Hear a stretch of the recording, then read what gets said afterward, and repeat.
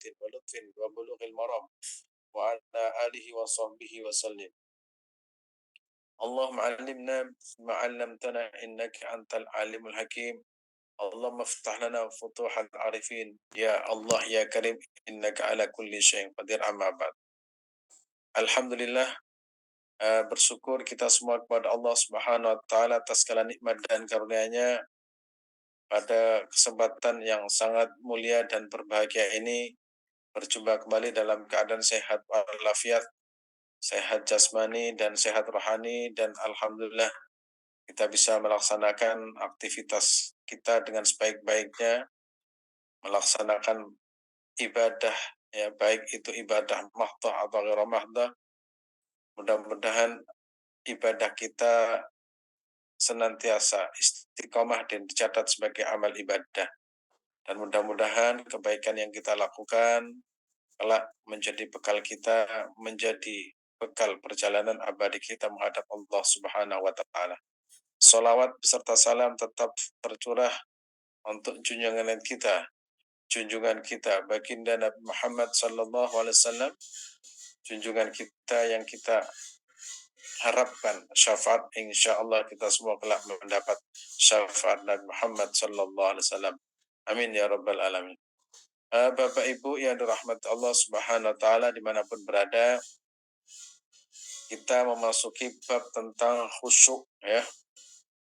Khusyuk, nanti kita akan melihat apakah sholat kita itu sudah khusyuk, apakah sudah terlalu khusyuk, atau jangan terlalu khusyuk sampai lupa jumlah rakaatnya dan sampai lupa bahwa kita dalam keadaan sholat. Kita akan bahas pagi hari ini, namun sebelum kita mulai, mari kita fatihai dulu guru-guru kita, orang tua kita yang telah mengajarkan ilmu kepada kita, orang tua kita yang telah mendidik kita. Mudah-mudahan orang tua kita yang wafat, yang telah mendahului kita, insya Allah mendapatkan curahan rahmat di alam barzahnya. Dan mudah-mudahan yang sehat, diberikan keberkahan usianya, keberkahan umurnya, dan insya Allah bisa beraktivitas dengan baik karena sehat walafiat. Begitu juga guru kita semua. Laumul Fatihah. A'udzu billahi minasyaitonir rajim. Bismillahirrahmanirrahim. Alhamdulillahi rabbil alamin. الرحمن الرحيم مالك يوم الدين إياك نعبد وإياك نستعين اهدنا الصراط المستقيم صراط الذين أنعمت عليهم غير المغضوب عليهم ولا الضالين رب اغفر لي ولوالدي وللمؤمنين آمين. Al-Fatihah. Berikutnya untuk anak-anak kita, cucu kita yang sedang menuntut ilmu dimanapun berada, mudah-mudahan diberikan kemudahan, diberikan kecerdasan intelektual dan spiritualnya, insya Allah mendapatkan ilmu yang manfaat, mendapatkan ilmu yang mudah dan barokah, manfaat untuk dirinya, keluarganya, dan juga senantiasa mendoakan kedua orang tuanya dan khususnya orang tua yang telah mendidiknya dan guru yang mendidiknya, dan secara umum untuk bangsa Indonesia. Al-Fatihah. A'udzu billahi minasyaitonir rajim. Bismillahirrahmanirrahim. Alhamdulillahi rabbil alamin. الرحمن الرحيم مالك يوم الدين إياك نعبد وإياك نستعين اهدنا الصراط المستقيم صراط الذين أنعمت عليهم غير المغضوب عليهم ولا الضالين رب اغفر لي ولوالدي وللمؤمنين آمين. Untuk berikutnya yaitu kita yang akan menunaikan ibadah haji atau yang punya cita-cita untuk pergi haji atau umroh, barokah dari surat Al-Fatihah. Allah mudahkan niat kita, Allah Allah berikan pada kita semua rezeki yang halal, rezeki yang manfaat, barokah, dan keluarga yang sakinah mawaddah. Insya Allah niat kita kabul ya, diterima oleh Allah Subhanahu wa taala sehingga dimudahkan untuk pergi menunaikan ibadah haji dan tentunya dalam keadaan sehat walafiat, selamat dengan rezeki yang halalan thayyiban mubarakah. Al-Fatihah. A'udzu billahi minasyaitonir rajim. Bismillahirrahmanirrahim. Alhamdulillahi rabbil alamin.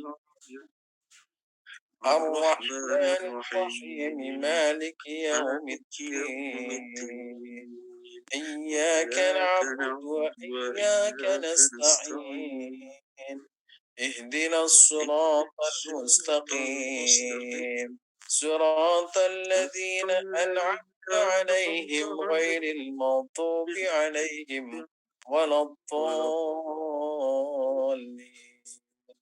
رب اغفر لي ولوالدي وللمؤمنين آمين.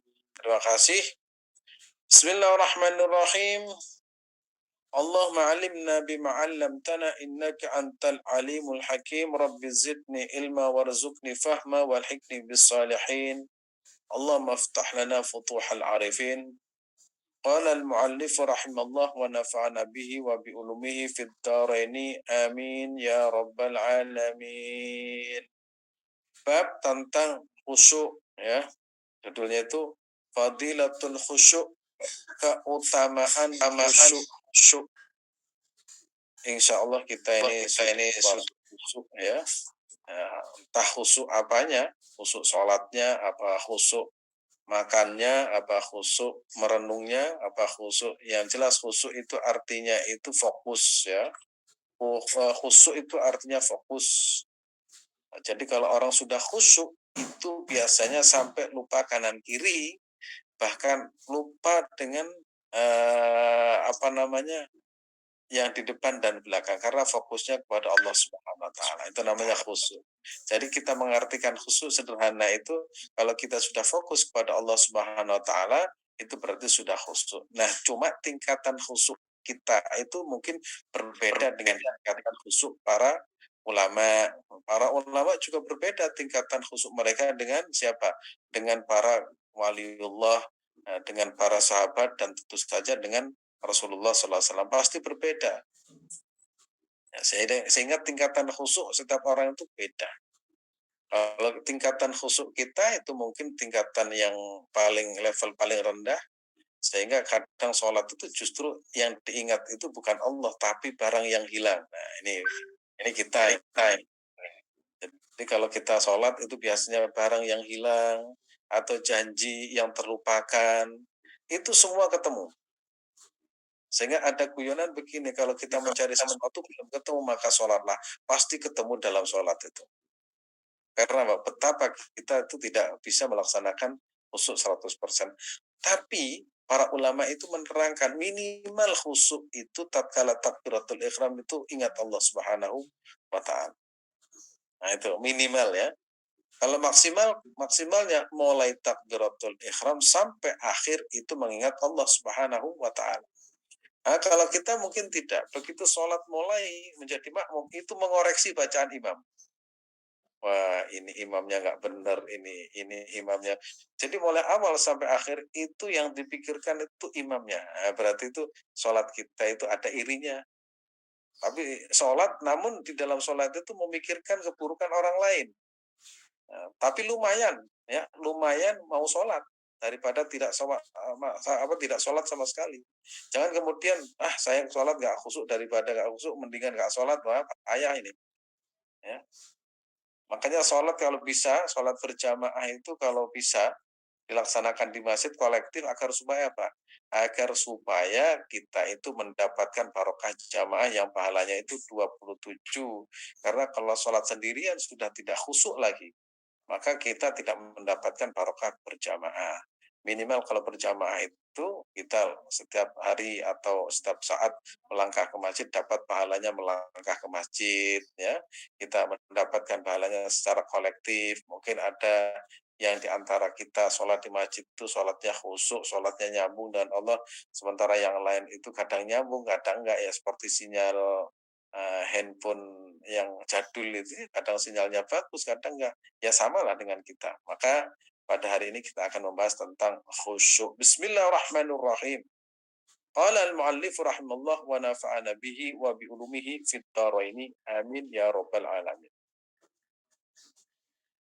Qala Allah Ta'ala fi kitabihil karim wa aqimis shalah wa aqimis salata lidzikri. Dan kerjakanlah salat dan laksanakan salat untuk mengingat aku. Jadi salat itu sebenarnya perangkat yang Allah sediakan untuk mengingat dirinya. Allah perintahkan kita salat untuk mengingat Allah Subhanahu wa taala. Wa aqim itu kerjakan, laksanakan. Berarti qiyam itu melaksanakan sholat dengan sebaik-baiknya, mulai menjaga waktunya dan menjaga kekhusyuannya itu menggunakan yang namanya qiyam atau aqimis sholah. Kenapa Al-Quran itu tidak menggunakan fi'lus sholah atau if'alus sholah, atau menggunakan kata kerja fa'ala, bekerja atau menggunakan akim itu lebih luas, yaitu melaksanakan sholat dengan menjaga waktu dan menjaga kekhusyukan, itu namanya sholat, ya sholat akim sholat. Untuk apa?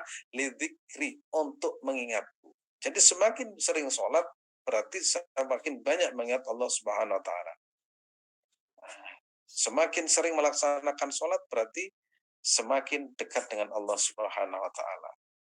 Makanya kemarin sudah saya sampaikan berapa jumlahnya sujud, berapa jumlahnya takbir, berapa jumlahnya tasbih, itu ada semua dalam sholat, dan itu semuanya itu nilainya adalah mendekatkan diri seorang hamba kepada Allah Subhanahu Wa Taala, dan itu perintah, ya, perintah.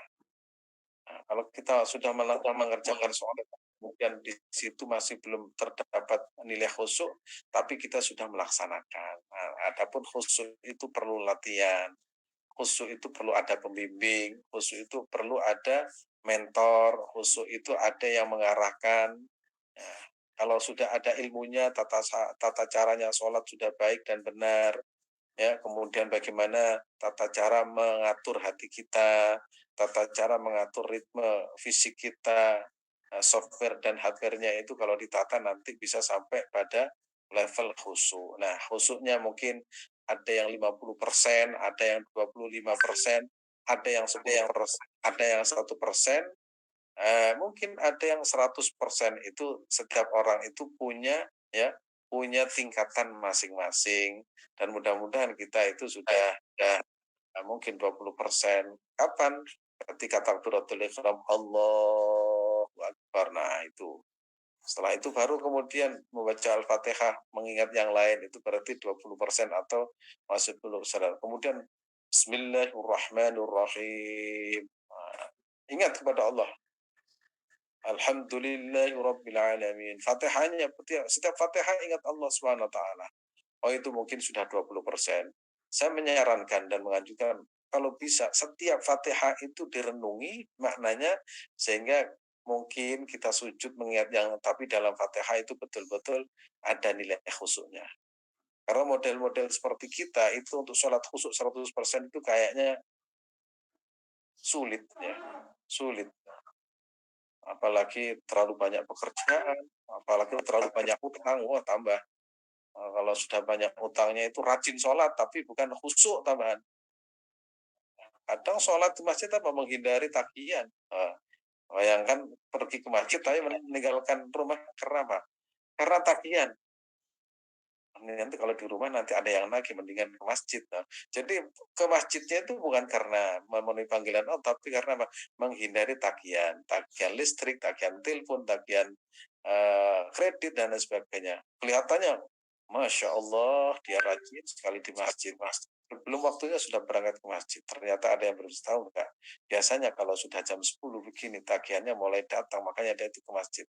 Tapi lumayan ya daripada tempat yang lain. Nah, kita berusaha semaksimal mungkin bisa melaksanakan khusyuk walaupun hanya 20% atau 30% minimal di dalam takbir dan surat Al-Fatihah. Ya. Karena apa? Wa aqim as-shalah lidzikri. Nah, dalam hadis yang terkenal, hadis qudsi, ketika kita mengucapkan Bismillahirrahmanirrahim, sesungguhnya Allah sedang menjawab pada waktu Dzakaroni abdi, hambaku telah mengingat aku. Jadi ketika kita mengucapkan kalimat atau lafaz Bismillahirrahmanirrahim, Allah langsung menjawab pada itu. Dzakaroni abdi, hambaku telah mengingat aku. Nah, itu. Minimal kalau itu kita baca itu kan berarti kita mengingat Allah Subhanahu wa taala. Kita lanjut.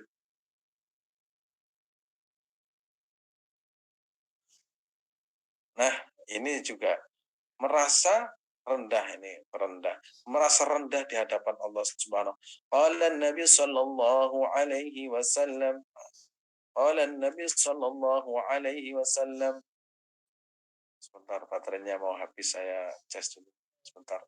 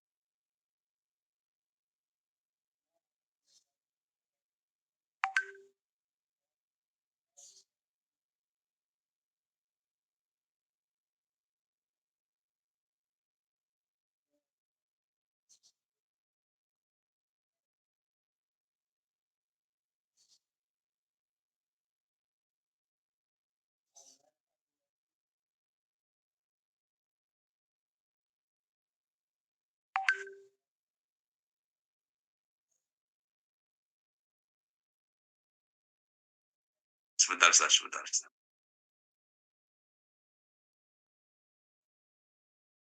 Sebentar.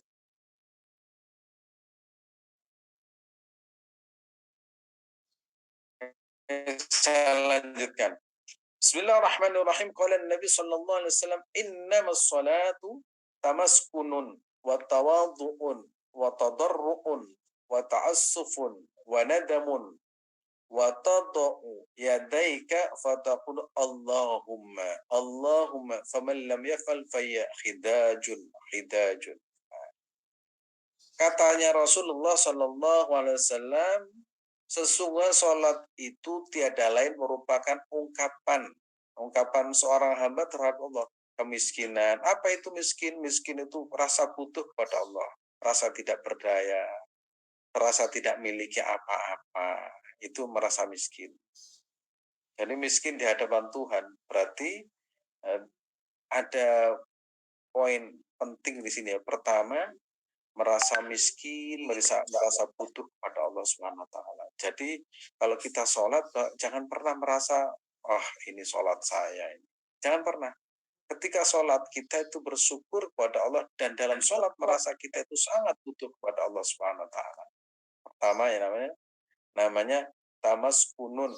Kemudian watawadhu'un. Tawadhu itu merasa rendah diri. Makanya kalau kita baca Al-Fatihah itu, saya berikan contoh gini. Bismillahirrahmanirrahim. Tanamkan dalam hati kita itu. Kan pada saat itu Allah menjawab.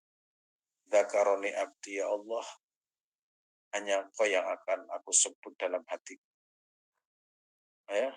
Alhamdulillahi Rabbil Alamin. Allah menjawab, Hamidani abdi, hambaku telah memuji aku, ya Allah, tidak ada yang berhak dipuji di alam semesta ini kecuali Engkau. Ar-Rahmanur Rahim.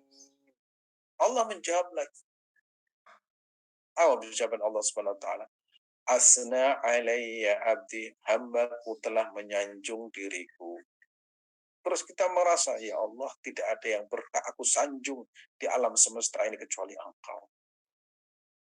Maliki yaumiddin. Allah menjawab, Majjadani abdi, hambaku telah mengagungkan aku. Tidak ada yang agung di alam semesta ini, hanya Engkau ya Allah. Nah, itu kalau kita bisa merasakan kan enak. Majjadani abdi. Kemudian Iyyaka na'budu wa iyyaka nasta'in. Hanya kepadamu ya Allah aku menyembah. Tidak ada yang berhak disembah di alam semesta ini kecuali Engkau ya Allah. Aku sekarang menghadapmu menyembahmu.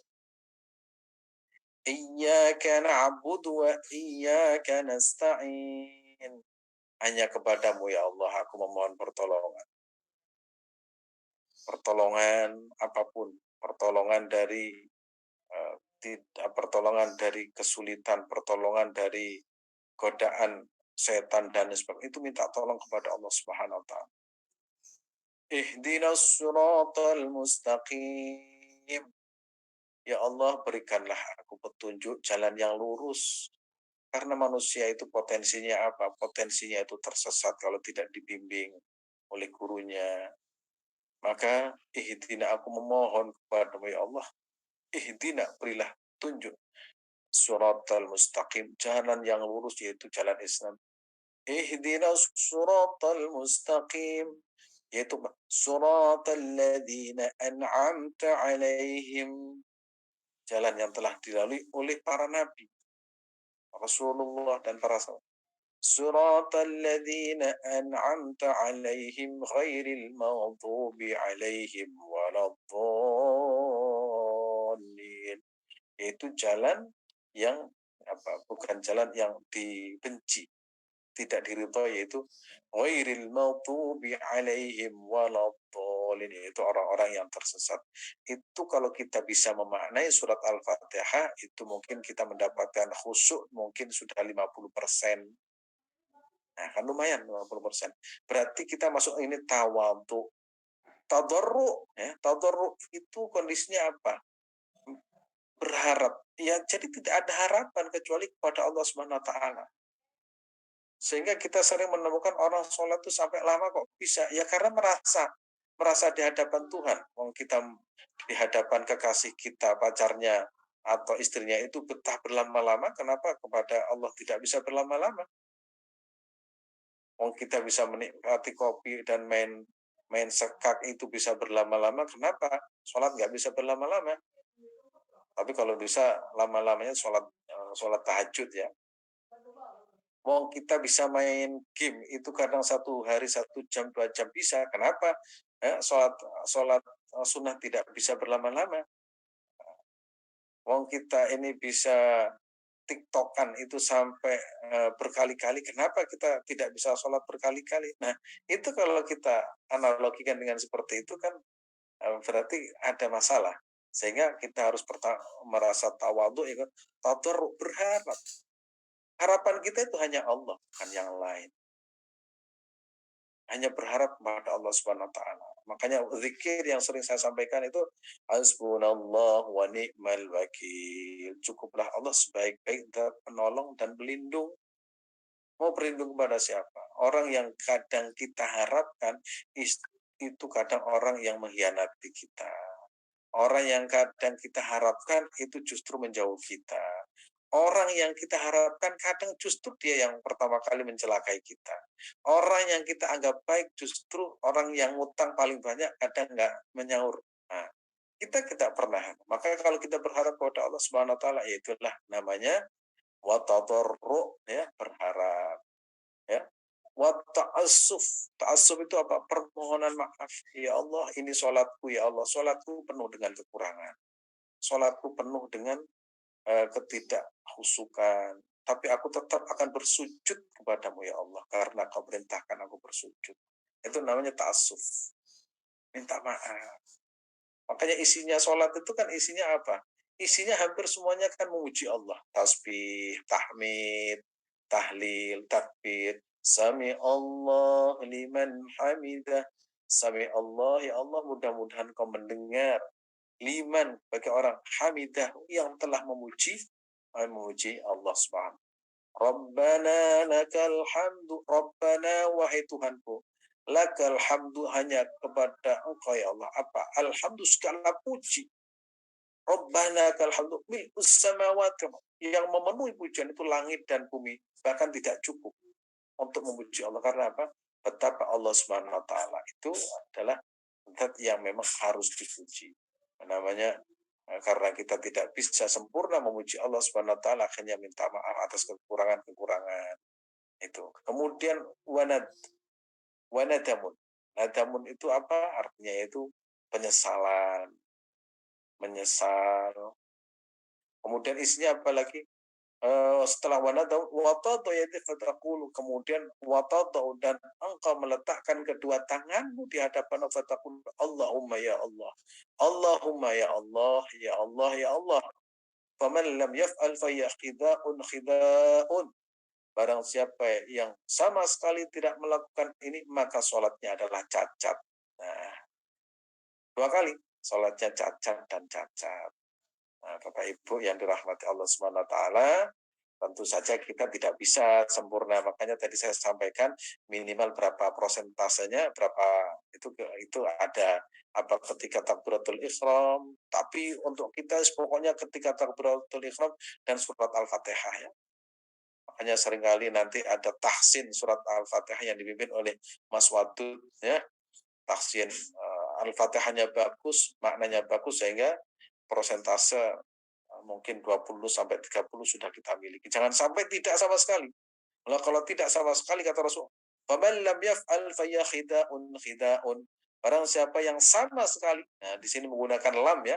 Lam itu artinya menyatakan pernyataan yang sama sekali tidak melakukan, fahiya, maka sholatnya khidajun, cacat dan cacat. Nah, mudah-mudahan Allah senantiasa memberikan bimbingan kepada kita. Amin ya rabbal. Terus berikutnya. Nah, kalau kita ingin khusyuk, kita tatkala melaksanakan sholat, anggap itu sholat yang terakhir. Bayangkan habis sholat kemudian mati. Nah, bayangkan mau sholat itu apa namanya, sebuah perumpamaan ya, perumpamaan ya. Qala Nabi sallallahu alaihi wasallam, idza shalaita sholatan fasholli sholatan muwaddi, ya, muwaddiin. Ya, barang siapa yang bisa merasakan seperti ini, wah pasti sholatnya itu khusyuk. Makanya ini latihan ya, latihan ya.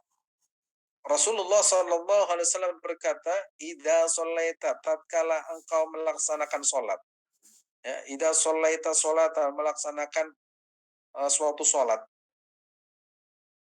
maka fasolli, maka sholatlah, sholatan muwaddiin, sholata muwaddiin, seperti sholatnya orang yang mau berpisah."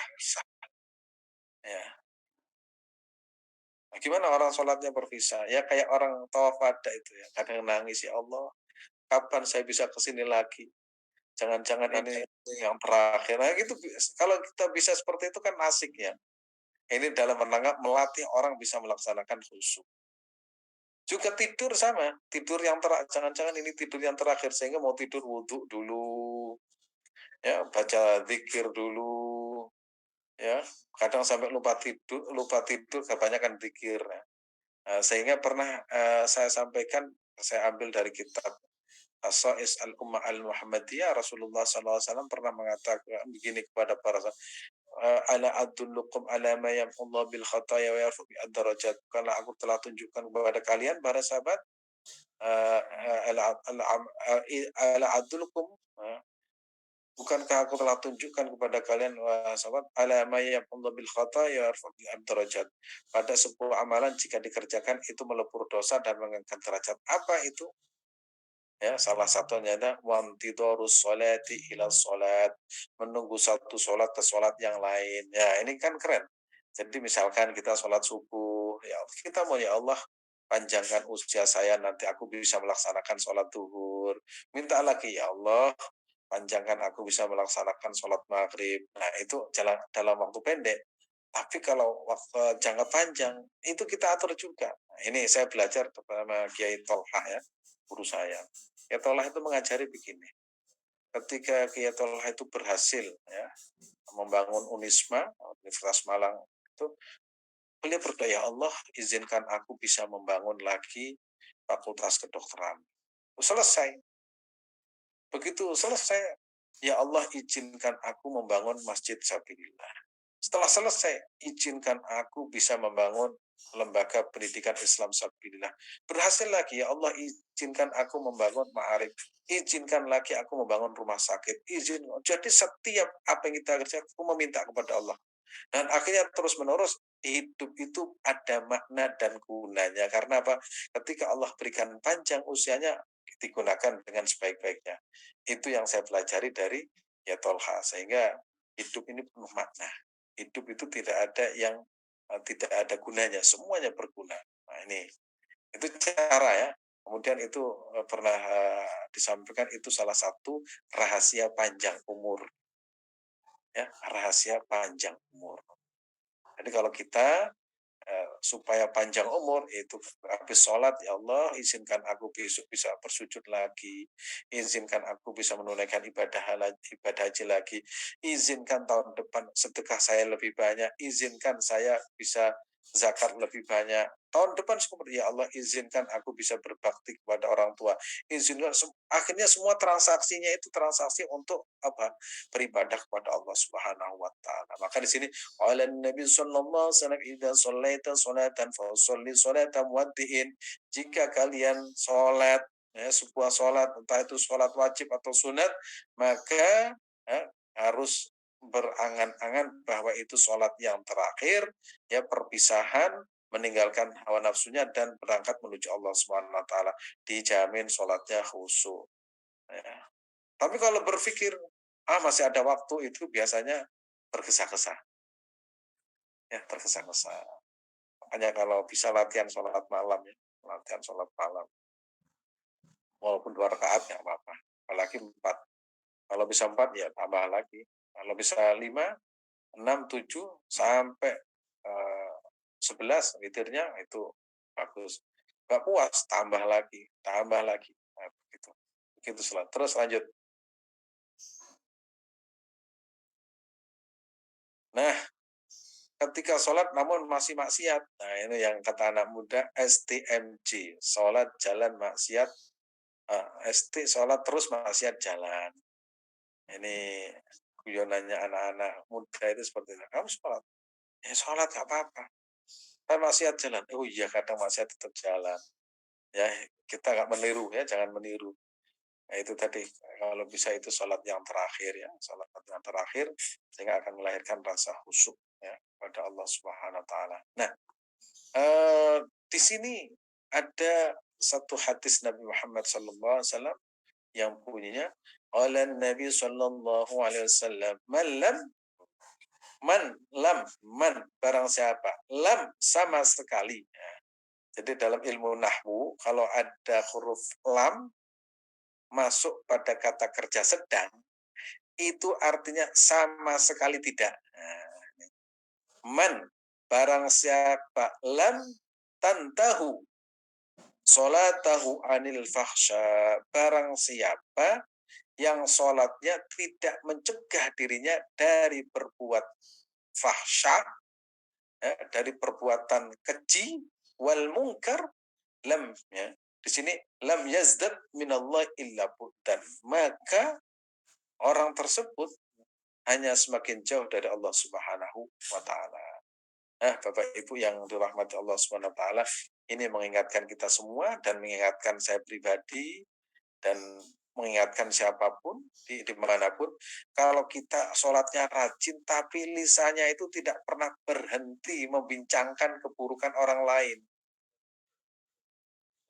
Sholatnya dilaksanakan, semua sunnah-sunnahnya dilaksanakan, tapi lisan dan pikiran tidak pernah berhenti suudon kepada orang lain.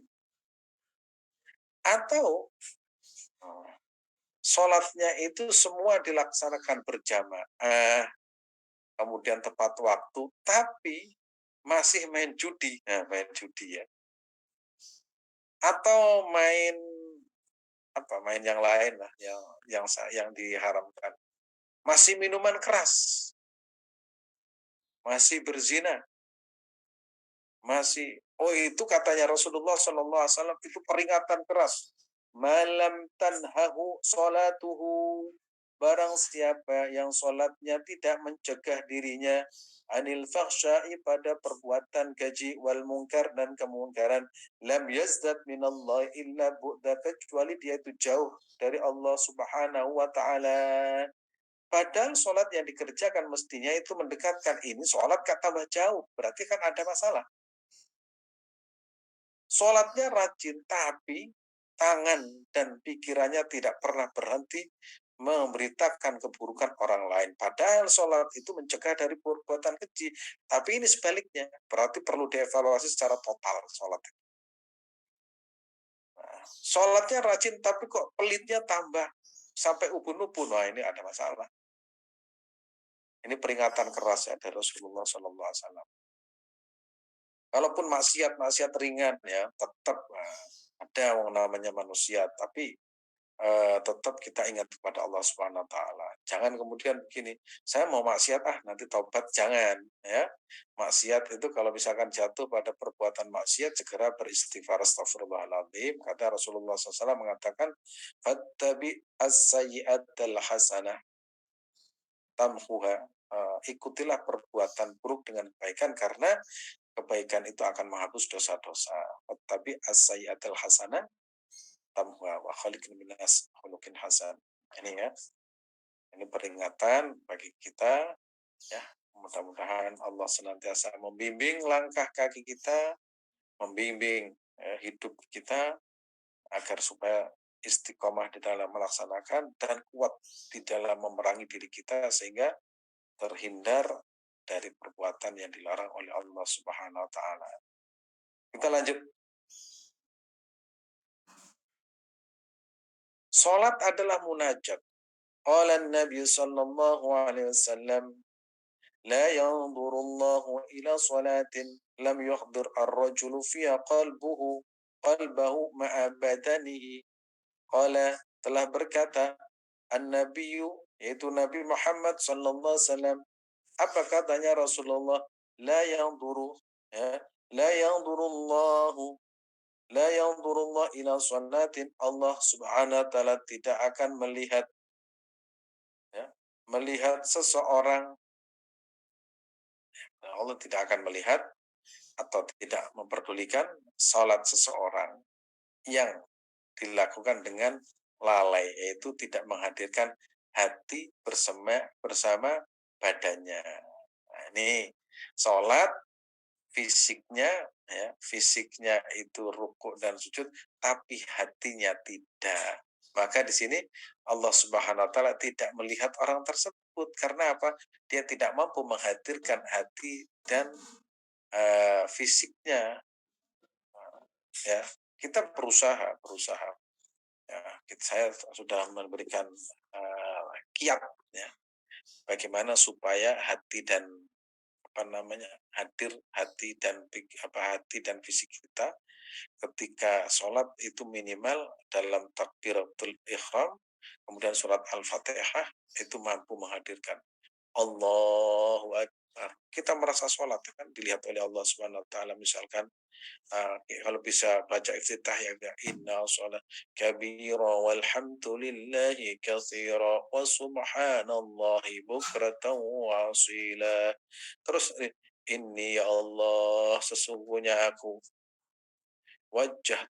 menghadapkan wajahku kepada Engkau, lilladzi fatara, inni wajjahtu wajhiya lilladzi fatara as-samawati wal ardi hanifan. Terus terakhir, inna salati, ya Allah, salatku ini, wa nasuki, dan ibadahku ini, inna salati wa nusuki wa mahyaya, hidupku ini, wa mamati lillahi rabbil alamin. Nah, itu kita renungi, insya Allah kita pada waktu itu khusyuk, sehingga termasuk bukan orang yang cacat sholatnya, dan insya Allah Allah memperhatikan kita. Walaupun prosentasenya itu masih 10%, ya, walaupun prosentasenya mungkin 20%, walaupun sampai 50%, yang jelas untuk 100% itu sangatlah sulit. Tapi bukan berarti tidak bisa. Ya. Nah, baru kemudian kalau sholatnya sudah bagus, berkualitas, khusyuk, hasilnya apa? Hasilnya yaitu me, apa, menjadikan hati itu semakin tenang. Gampang kalau karena ketika sholat itu sesungguhnya sedang bermunajat kepada Allah Subhanahu wa taala. Mudah-mudahan bermanfaat. Saya kembalikan waktunya kepada Mas Watu.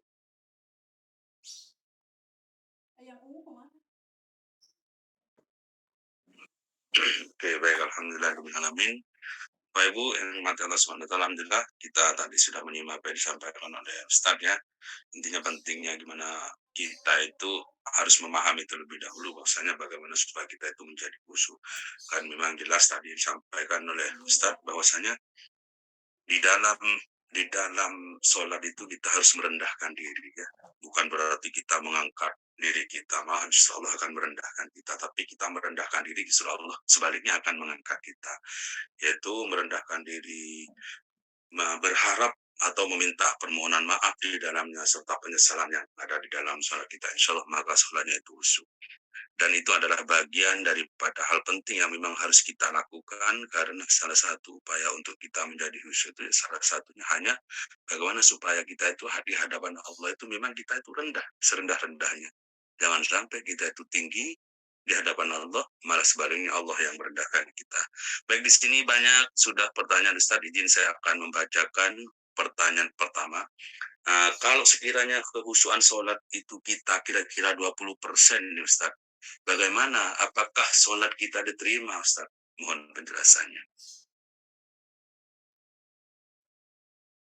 Suaranya Ustaz. Terima kasih. Kalau kita mengetahui atau kita merasa bahwa sholat kita itu diterima atau berapa persentasenya berapa, kita bisa merasakan hakikat atau nikmatnya itu sholat sendiri.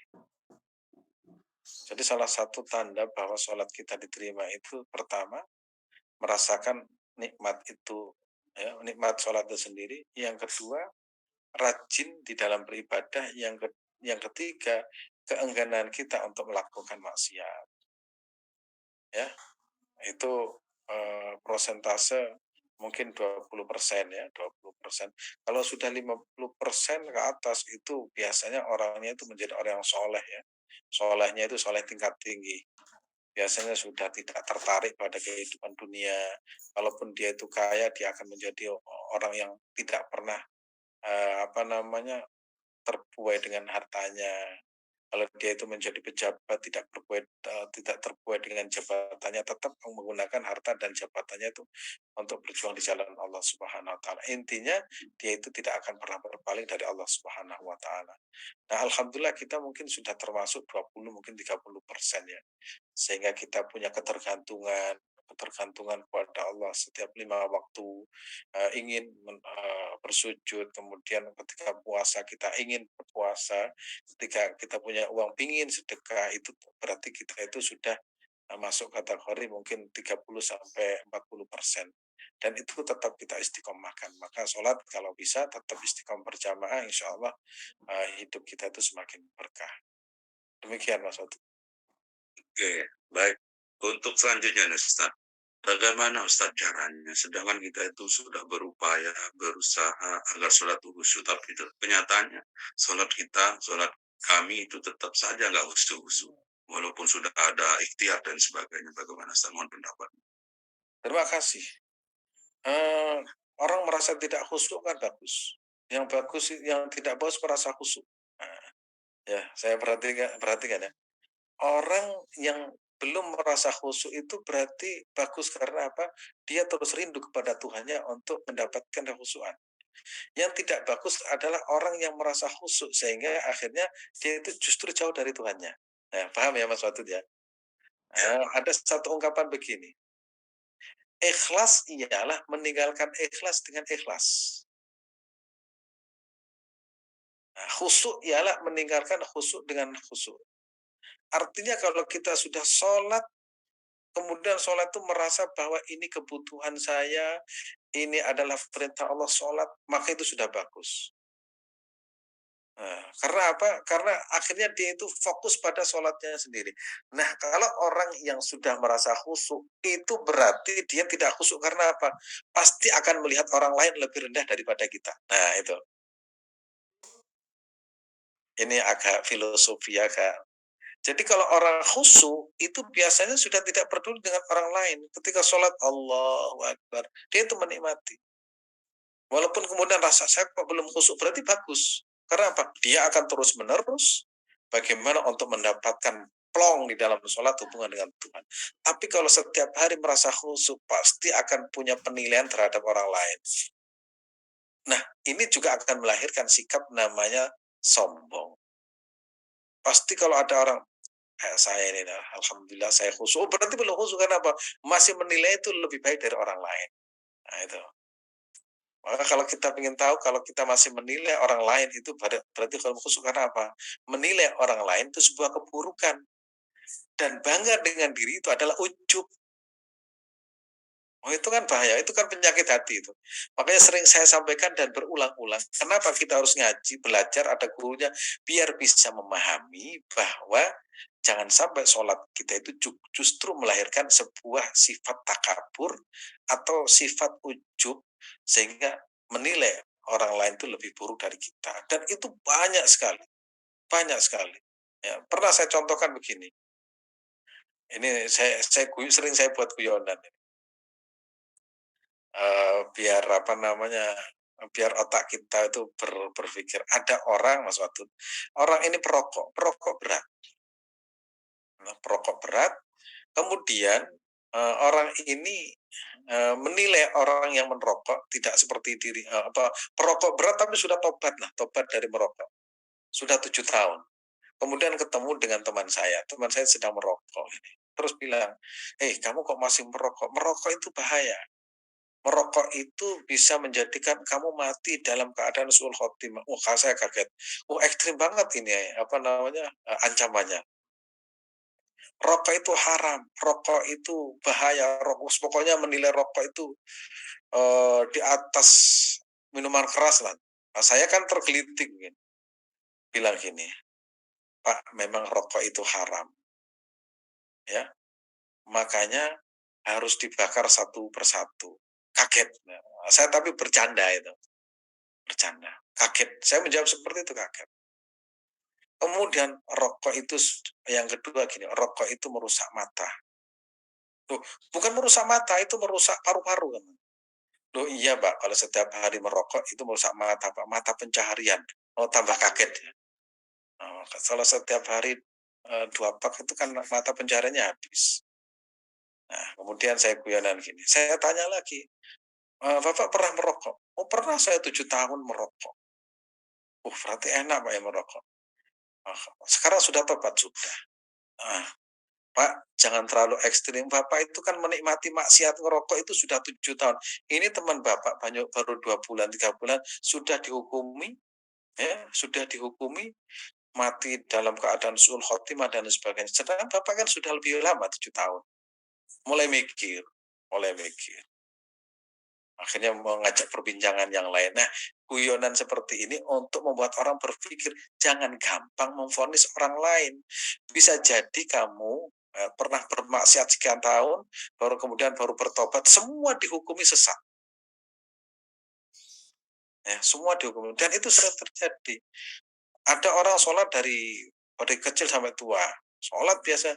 Terus dia itu nggak pernah sholat sekian tahun lamanya. Mungkin umur 60 tahun baru sholat setiap hari di masjid. Kan merasa bahwa dirinya itu seperti wali. Karena dianggap sholatnya itu paling bagus. Dan ini watak bahaya. Makanya mau tidak mau kita harus belajar supaya tidak gampang menilai orang lain. Ya, ini perlunya orang punya guru itu bisa membangun cara berpikir yang positif. Ya, sehingga tidak merasa kalau dia itu ibadah merasa lebih baik, karena dalam kitab Al-Hikam mungkin pernah diajari, kalau kita bisa beribadah, lihatlah itu karunia Allah, sehingga tidak merasa bahwa itu murni ibadah kita, tapi butuh pertolongan Allah SWT. Kalau kita berbuat maksiat, yakinlah Allah itu Maha Pengampun, sehingga kita tidak putus asa di dalam menggapai rahmat Allah SWT, dan juga tidak bangga dengan maksiat. Yakin Allah itu Maha Pengampun. Nah, gitu. Jadi ini cara membangun konstruksi berpikir itu seperti itu. Gitu Mas Wadud. Alhamdulillah kalau merasa belum khusyuk itu bagus. Berarti akan terus-menerus Berarti dia lebih bagus ya kalau merasa belum khusyuk ya Ustaz ya. Kalau sudah merasa khusyuk berarti sudah cukup ya. Baik, kita ke pertanyaan selanjutnya Ustaz. Bagaimana kalau kita sholat berjamaah di masjid Ustaz? Berada di saf terdepan dan atau saf belakang, apakah ada perbedaan antara penempatan safnya Ustaz pahalanya? Nah, kemarin saya sampaikan khairus sufuf, sebaik-baik barisan bagi laki-laki itu paling eh, paling depan.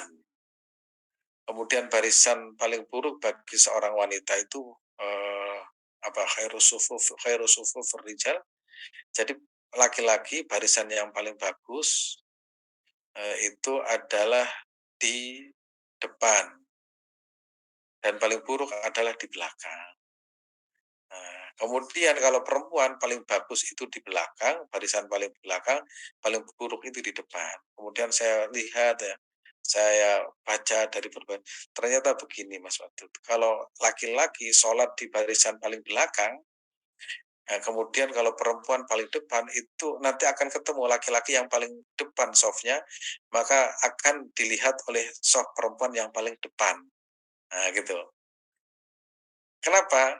Ya, karena potensi seorang perempuan kalau sholat di belakang, apalagi masjidnya itu tidak ditutup dengan satir tapi hanya separuh, itu potensinya laki-laki itu yang paling belakang akan dilihat oleh perempuan yang paling paling depan, sehingga akan mendengar suaranya, bahkan mungkin akan melihat rambutnya yang disemir, mungkin akan melihat merek kaosnya dari belakang, apa kalau masjid itu penuh. Nah, nanti kalau kita laki-laki mendingan yang paling bagus itu di depan yang paling bagus.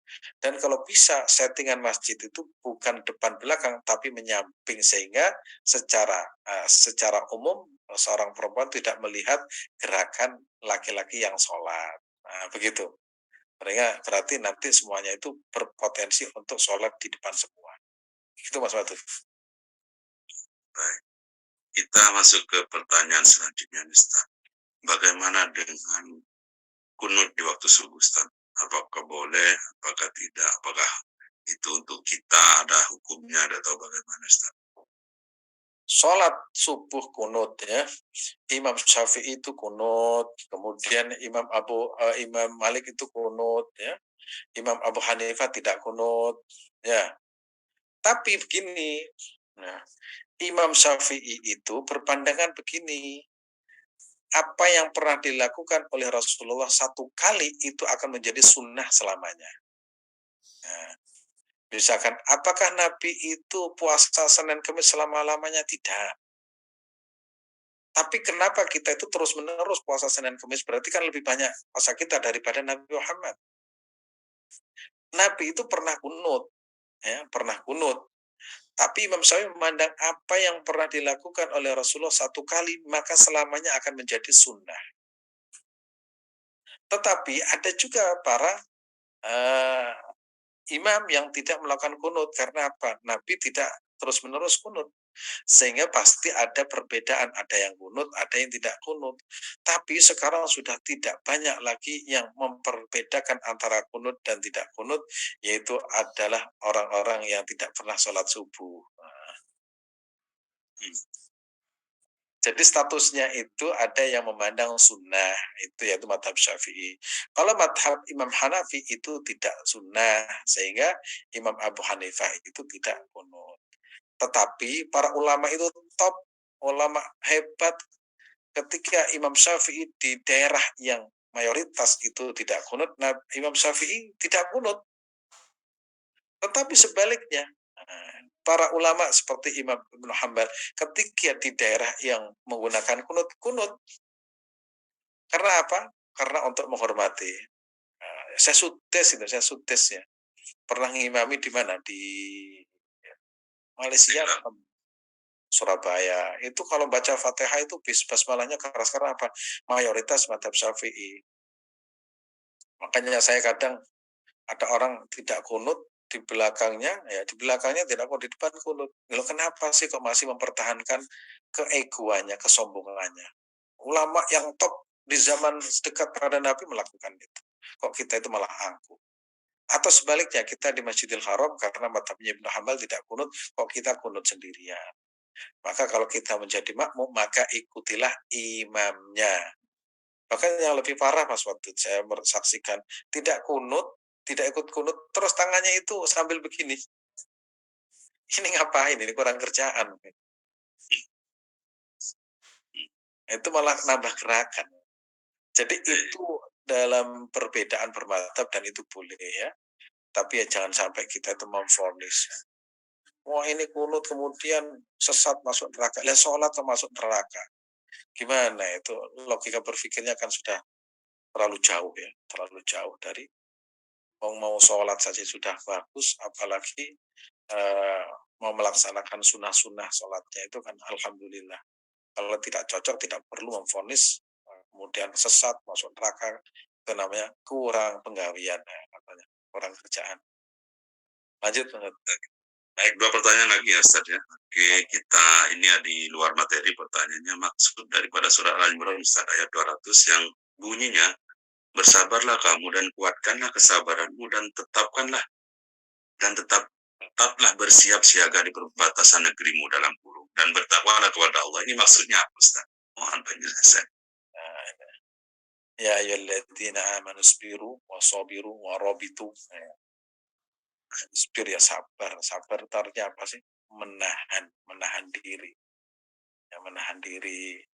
Ya, tidak. Jadi sabar itu maknanya aslinya itu menahan diri.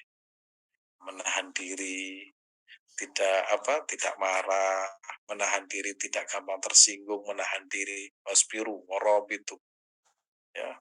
Kemudian orang kalau sudah mampu mengendalikan dirinya sendiri itu berarti menjadi orang yang sabar. Ya. Orang yang sabar itu kekasih Tuhan. Nah, kalau sudah menjadi kekasih Tuhan, maka tentu saja dia tidak akan disiksa oleh Tuhannya. Ya, innallaha ma'as sabirin. Nah, itu sabar itu pengelolaan hati ya, pengelolaan hati kita. Ya, pengelolaan hati kita memang diperintahkan wasbiru wasabiru warabitu. Nah, itu sabar dalam berbagai hal termasuk sabar di dalam menghadapi keluarga, menghadapi orang tua yang sudah ya.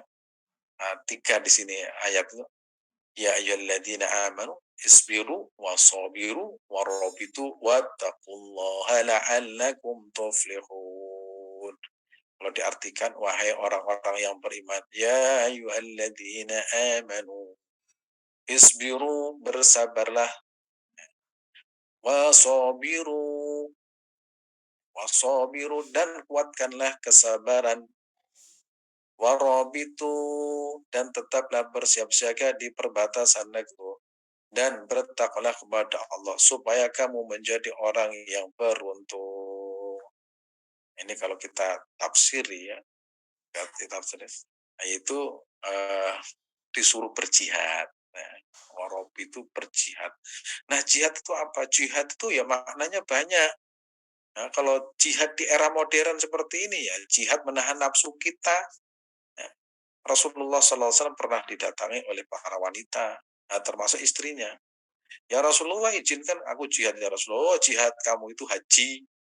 Ya, bagi ibu-ibu itu haji.